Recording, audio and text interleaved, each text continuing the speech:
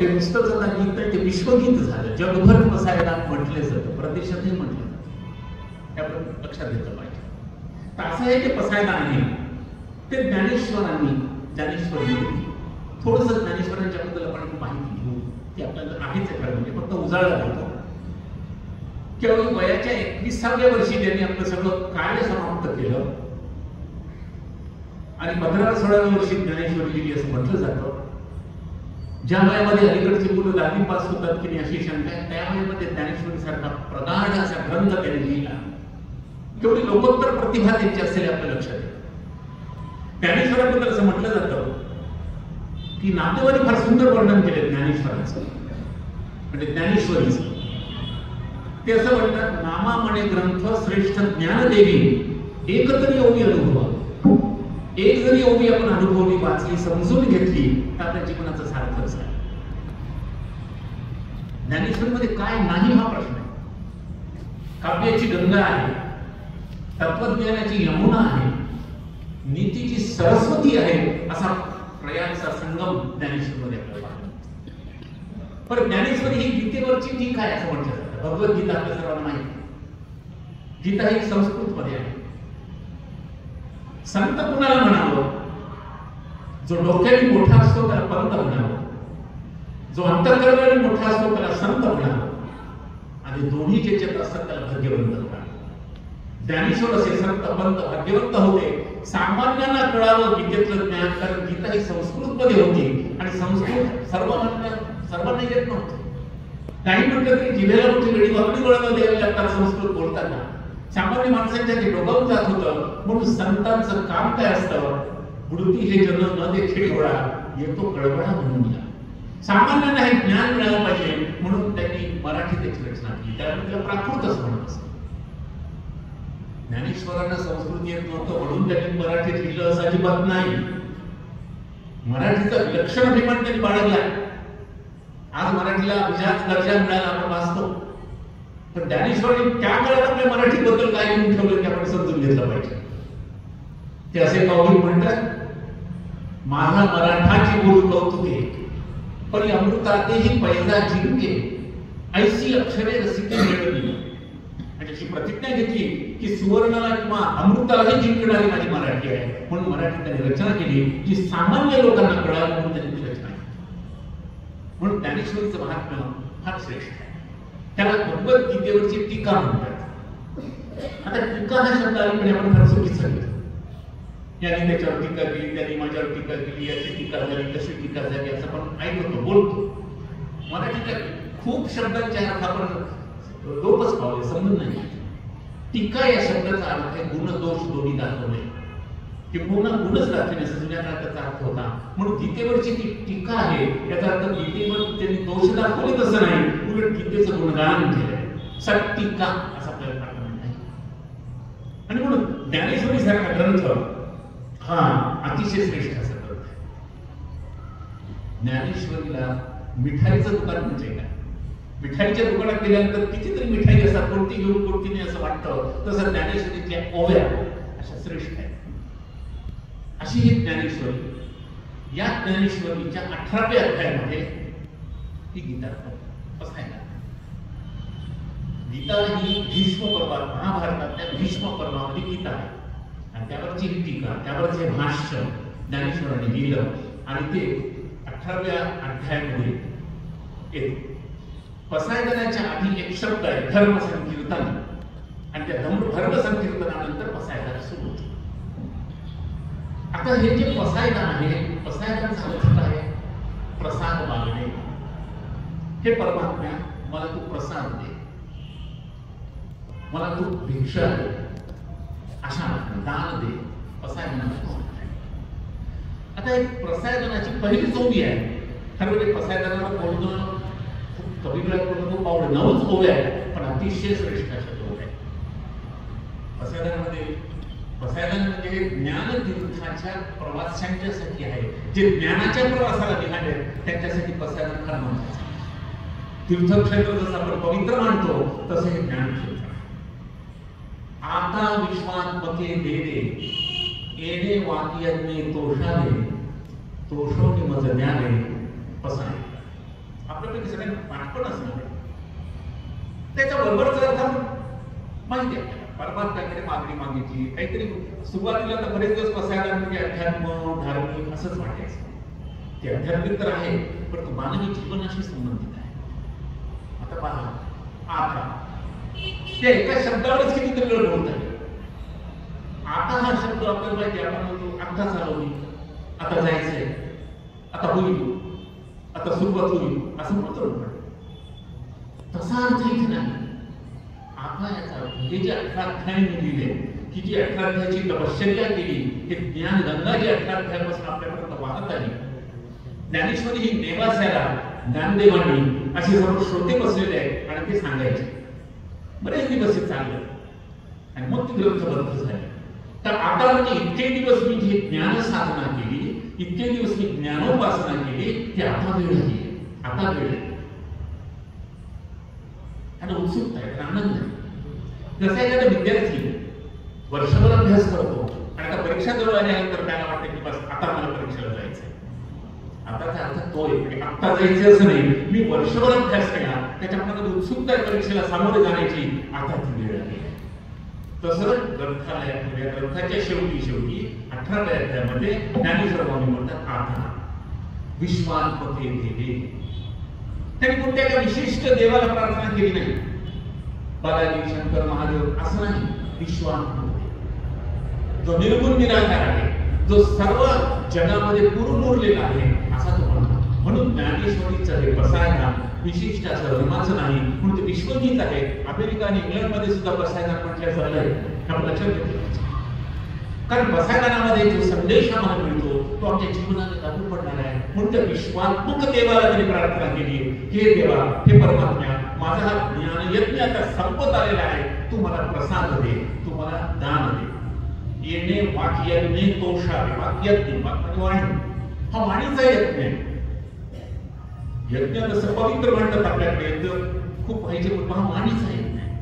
लोकांना ज्ञान देण्याचा यज्ञ आहे, लोकांना बोलण्याचा यज्ञ आहे. माणसाने बोलून लोकांना शहाणं केलं पाहिजे.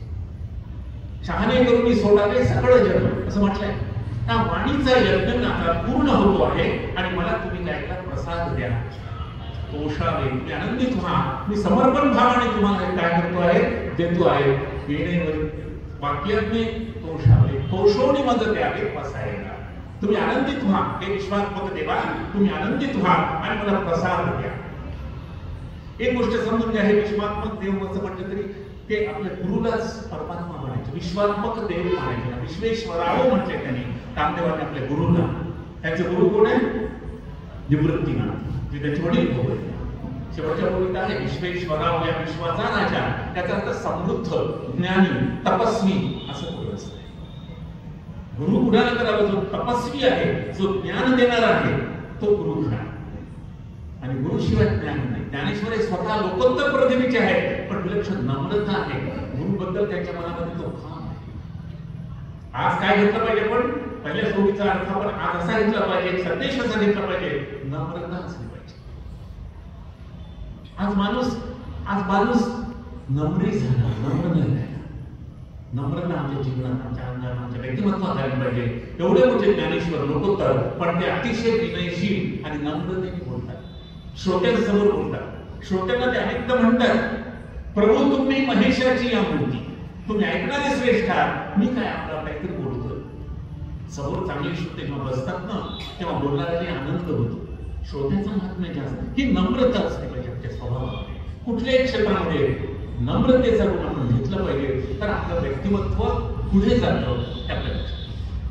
आणि म्हणून पहिल्याच ओळीत ते असं म्हणतात की हा आनंदित असा माझा भाग आहे आणि तुम्ही मला तो कृपा प्रसाद द्या. मग खऱ्या अर्थाने त्यांनी मागणं मागितलंय. काय मागणं मागितले होते माकडे? समजा उद्या आपल्याला परमात्मा प्रसन्न झालाच, प्रसन्न होण्याचे चान्सेस फार कमी आहे, पण समजा झाला, आपण काय मागू? आपली लंबी चौडी लिस्ट असेल, मला हे पाहिजे, मला ते पाहिजे, मला ते पाहिजे, मला ते पाहिजे, आपल्यासाठी सगळं मागू. पण संत महात्म्य ज्ञानी माणसं काय मागतात? समाजासाठी मागतात. ते समाजाभिमुख असतात. समाजासाठी आपलं जीवन आहे हे आपण ठरवलं पाहिजे. समाजशास्त्रामध्ये फारशा व्याख्या केली माणसाची, man is a social animal, तो सामाजिक प्राणी आहे. माणसाचा विकास हा समाजात राहूनच होतो. कुणी असं म्हणू शकत की मी एकटा आहात, मला कुणाची गरज नाही, माझं मी एकटा समर्थ आहे. किती श्रीमंत माणसासाठी असं होत नाही, असं होतच नाही. जो असं म्हणतो की एकटा बाजारी सगळं करतो, एक तर तो देव असेल, नाही तर राक्षस असेल, माणूस असेल. राक्षसाला समाजाची गरज नाही, देवाने समाजाची आवश्यकता नाही, तुम्हाला गरज आहे. आणि म्हणून तुम्ही आम्ही समाजात राहतो, म्हणून समाजासाठी मागणी मागतो. पहिली सोय, तुरितांचे तिमिर जावो, विश्व स्वधर्म सुखी पाहो, जो जे वांछील तो ते लावो प्राण. आता गंमत कशी आहे, तुरीत त्याच्या आधी जे ओवी आहे, वेग फळांची व्यंकटी सांडो तयास. आता ओव्या क्रमाने घेऊ आपण, पुढे बघत पडतो महत्वाच्या ओव्या जास्त बोलावं मला वाटतं. खळांची व्यंकटी सांडो तया सत्तरची रती वाढो, भूता परस्परे घडो मैत्र जीवास. आता महा ज्ञानेश्वरांनी पसायला इथून खरी सुरुवात पसायला मागणं मागते पाहिजे.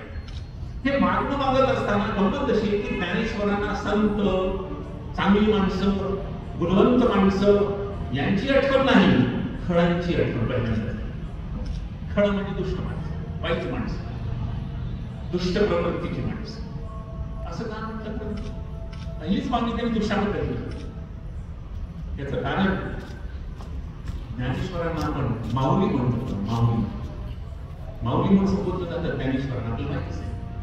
आईचं अंतःकरण, आईला समजा 2-3 मुलं आहेत, त्यापैकी सगळे चांगली असतातच नाही, कारण चांगलं असतं तर त्याला मागलं नाही.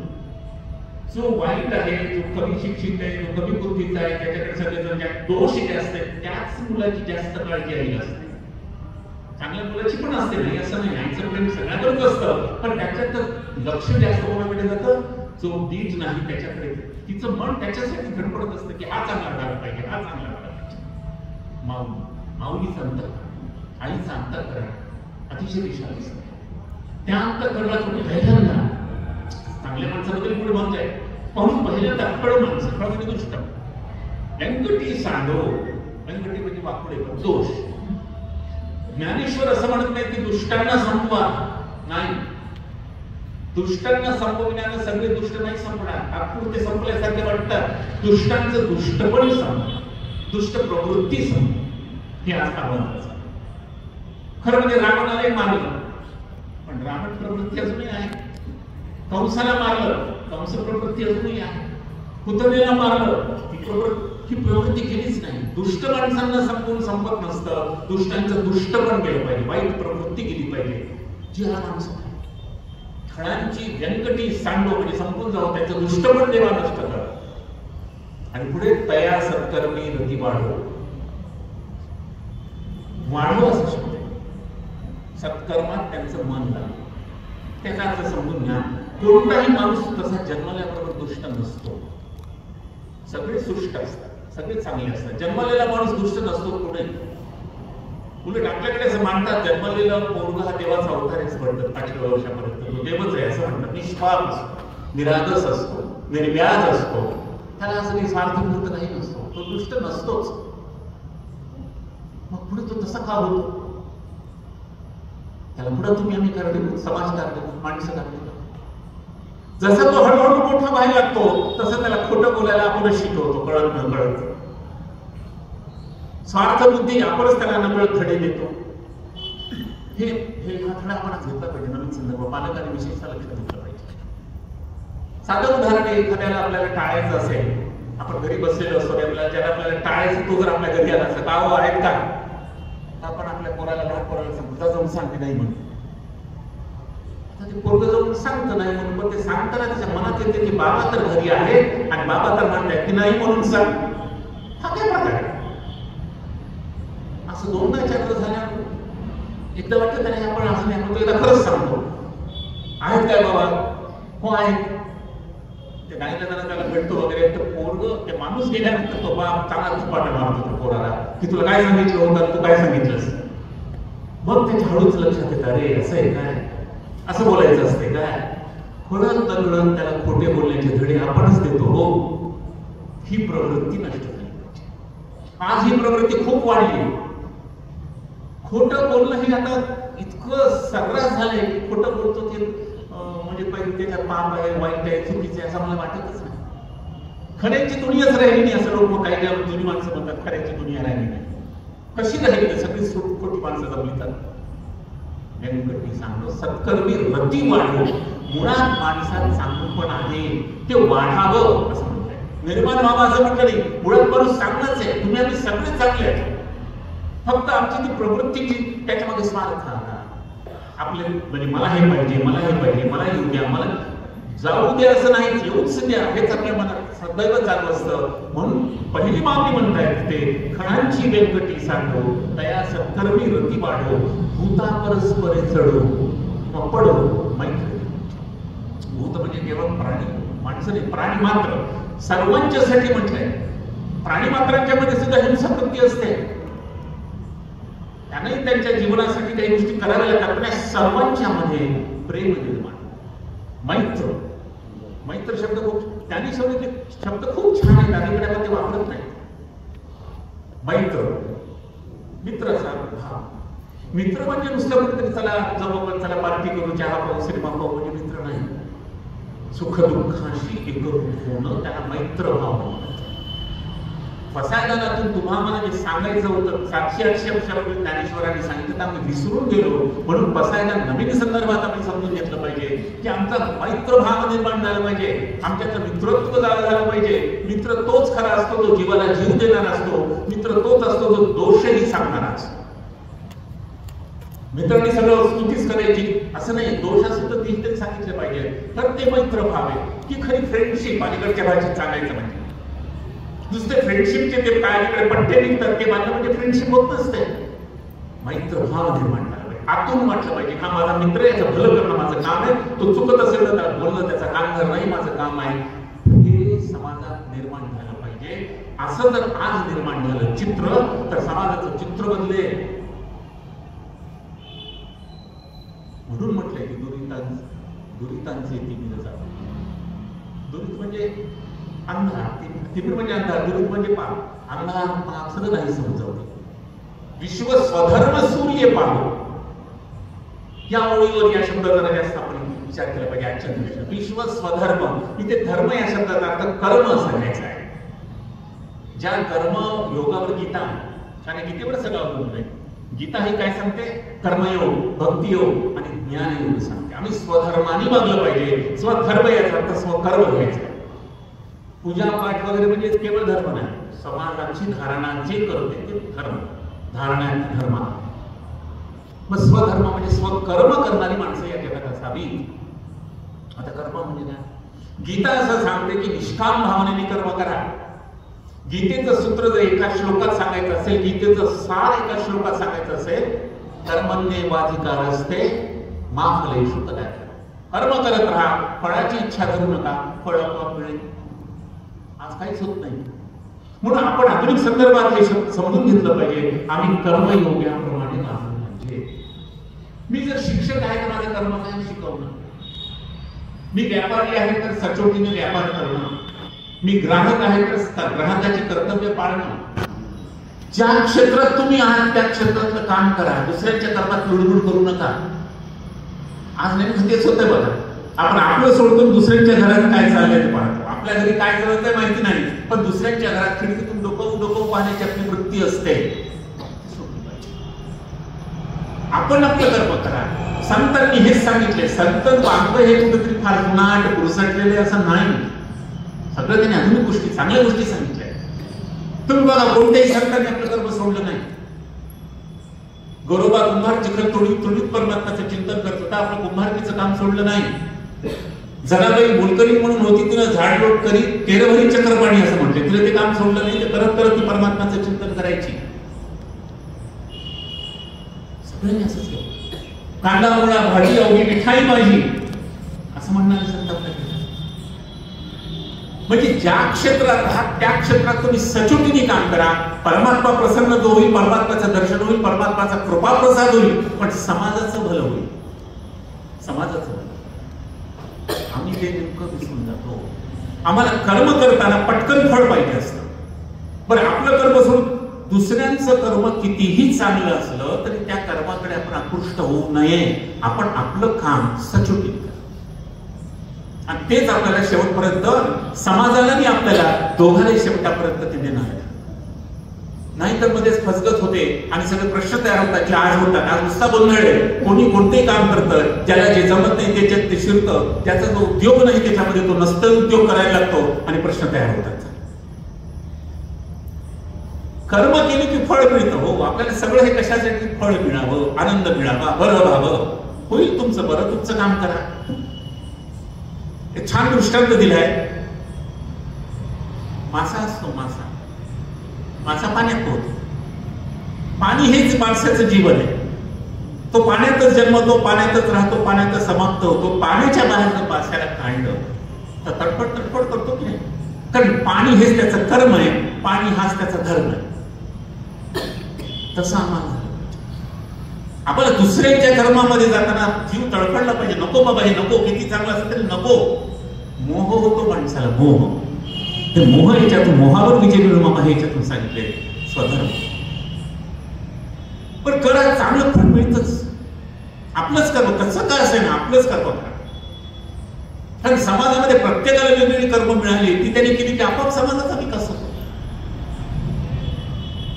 असं आहे, आपण रस्त्याने जात आहोत, सूर्यप्रकाश असेल किंवा हे दिवे असतील तर आपण जाताना आपली सावली पडते पडते.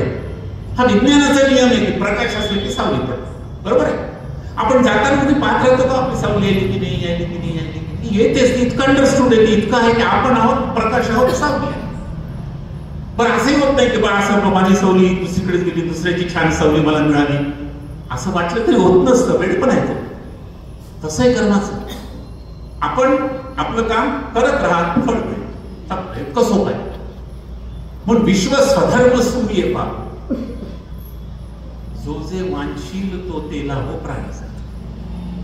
आता याचा बरोबरचा अर्थ काय? ज्यानं ज्याची इच्छा केली ते त्याला मिळावं. किती छान आहे, मिळाले किती चांगलं झालं. आम्हाला काय मिळत नाही? आम्ही जे मागतो ते आम्हाला काय मिळत नाही? ज्ञानेश्वरांनी ते सांगून ठेवले, आम्हाला काय मिळत नाही? त्याचं कारण आम्ही स्वधर्म स्वकर्म सोडलं.